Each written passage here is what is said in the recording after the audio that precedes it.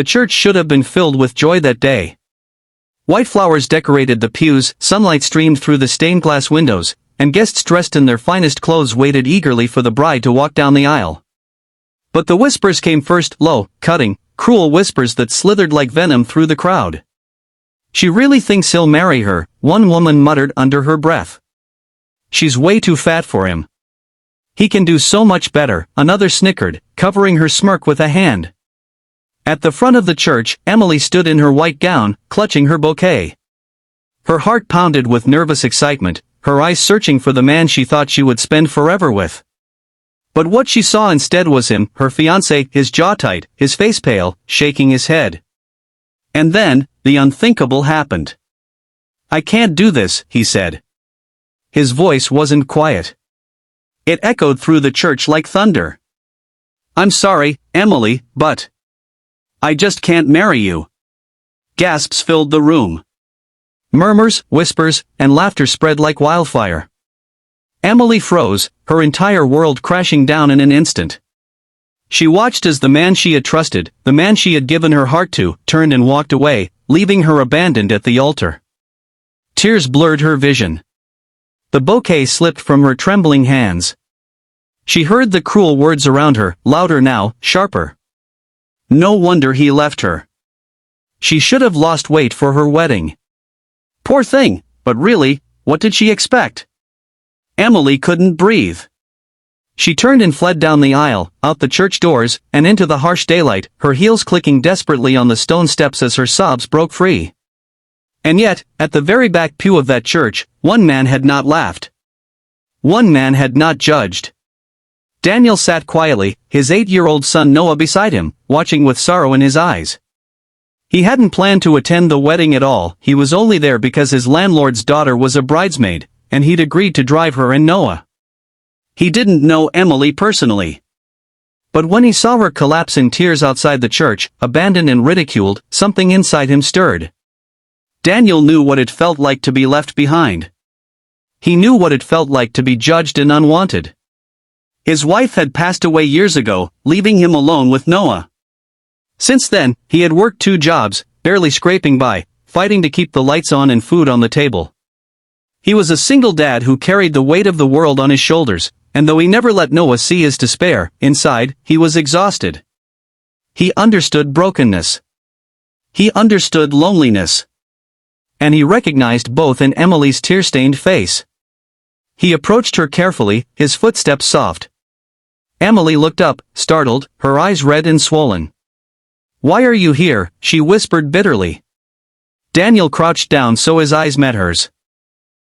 "Because no one should be left alone like this," he said gently. Her lip trembled. She wanted to push him away, to scream at him, to run until her legs gave out.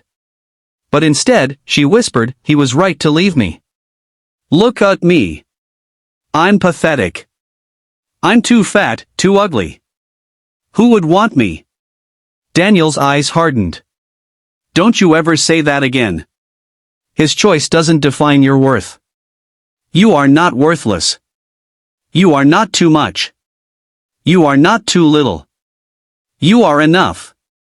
And with those words, Emily broke. She sobbed harder than she had ever sobbed in her life, but for the first time that day, she wasn't sobbing alone. Daniel helped her to his car, where Noah sat quietly in the back. The boy smiled shyly at Emily, and something about his innocent eyes calmed her.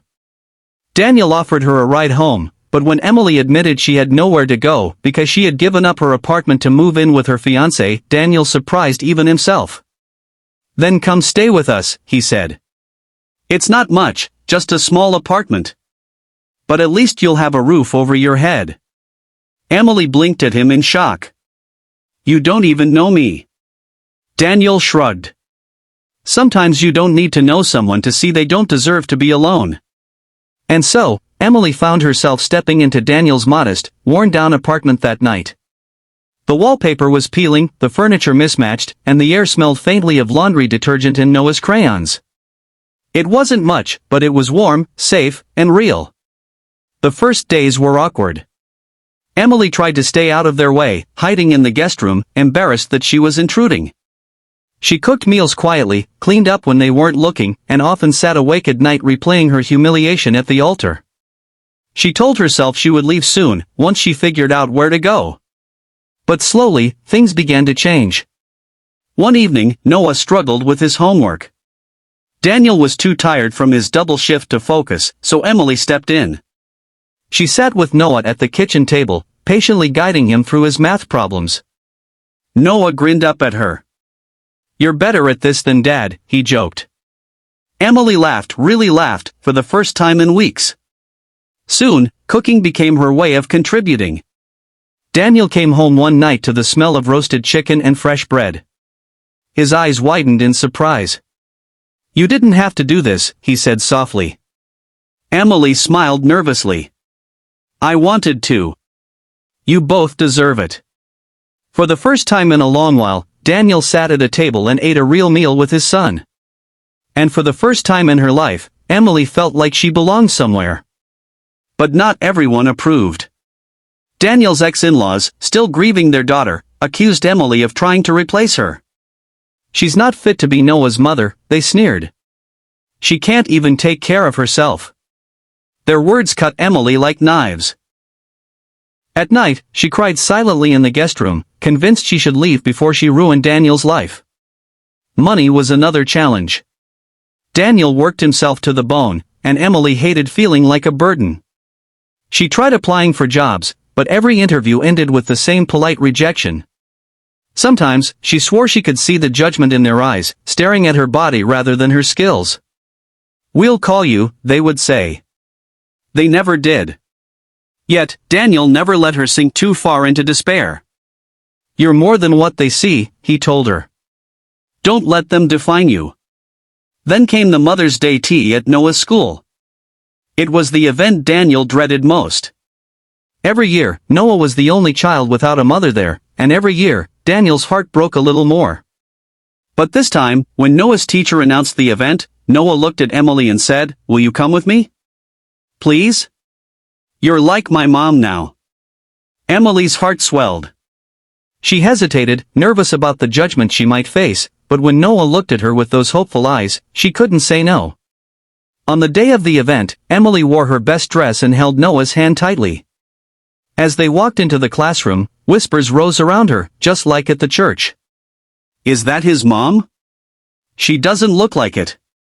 Who does she think she is?" But this time, Emily didn't crumble. She smiled, held her head high, and focused on Noah, who probably introduced her as his mom. For the first time, she felt like she truly was. Inspired, Emily decided to turn her passion into purpose. She loved baking, something her ex had always mocked. With Daniel's encouragement, she started baking cakes and pastries, selling them at local markets. Her first customers were skeptical, but soon, word spread. People loved her treats. Orders grew. For the first time in her life, Emily wasn't just surviving, she was thriving. Still, life wasn't without trials.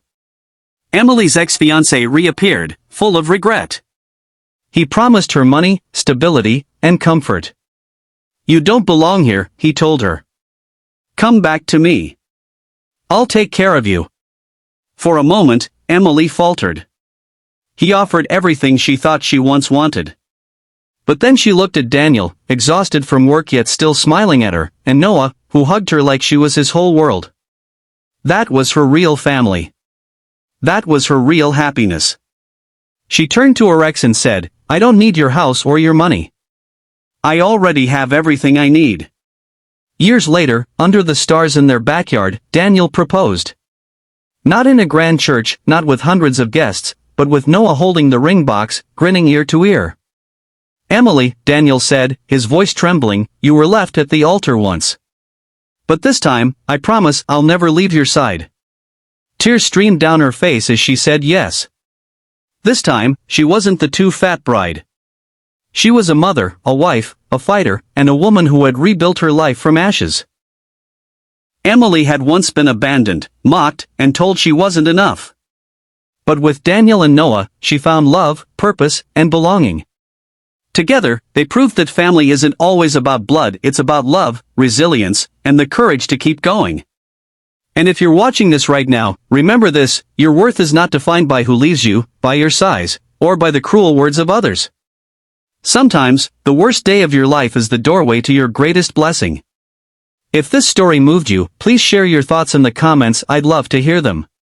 And if you believe in kindness, second chances, and love that goes beyond appearances, don't forget to like this video, share it, and subscribe to my channel. Be kind always. Together, let's spread stories that inspire hope and remind the world kindness can change everything.